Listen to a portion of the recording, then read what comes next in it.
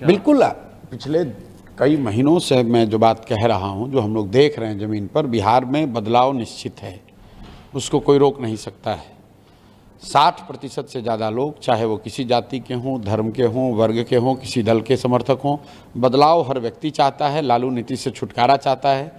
30-35 साल से जो व्यवस्था चली आ रही है, लोग उससे आगे बढ़कर एक ऐसी व्यवस्था चाहते हैं जिसमें जाति, धर्म, नाली गली, 5 किलो अनाज से ऊपर उठकर यहाँ बिहार में भी शिक्षा, रोजगार की बात हो, पलायन रोकने की बात हो, तो वो स्पष्ट है।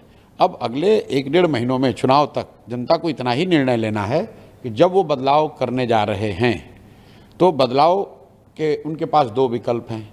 या तो 15-18 साल यहाँ पर शासन करने वाली कट्टा और जंगल राज वाली पार्टी राजद को वापस से मौका दें, या बिहार के 1 करोड़ लोगों ने मिलकर जो नई व्यवस्था बनाई है जनसुराज, उस पर दाव लगाएं। इन दोनों में से जनता जिसको चुनेगी वो जनता का वही मत आपको दिखेगा। लेकिन बदलाव निश्चित है। नीतीश कुमार का जाना तय है। स्कूल থেকে कॉलेज কৈশোর জুড়ে মনের জিনিস মন জিনিস मैजिक एवरी टाइम।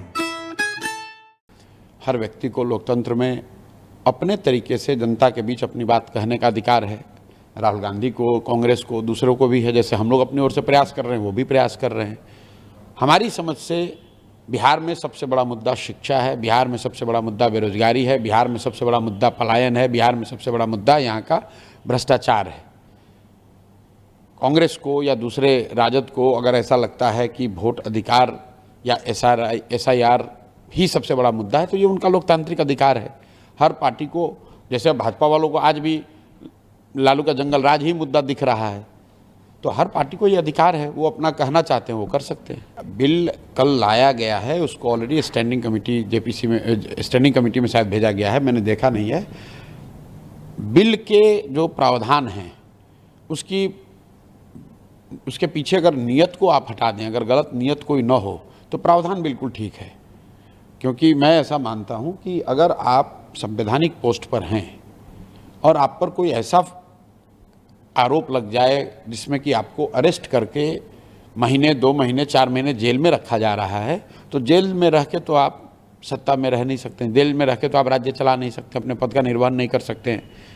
तो उस नज़रिए से ये प्रावधान होना चाहिए। अब उस जो विपक्ष का आरोप है कि ये इसलिए लाया गया है कि विपक्षी मुख्यमंत्रियों को जेल में डाल दिया जाएगा, वो तो भाई आप कोई भी बिल बनाओगे तो उसमें इस तरह का दुरुपयोग की बात रहेगी ही रहेगी।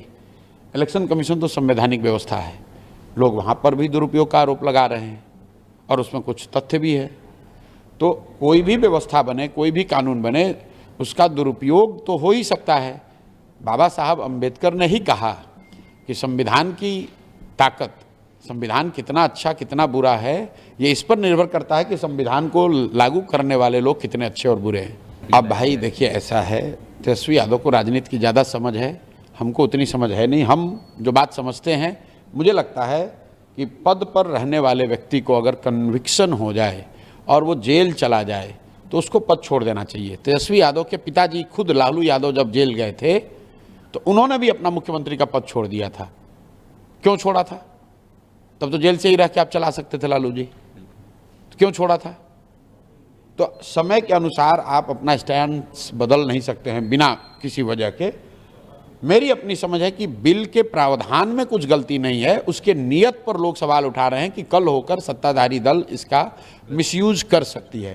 तो अभी बिल तो बना नहीं है, बिल स्टैंडिंग कमेटी में गया है, उसमें जो सेफगार्ड्स बनाए जाने चाहिए वो सेफगार्ड बना दिए जाएं।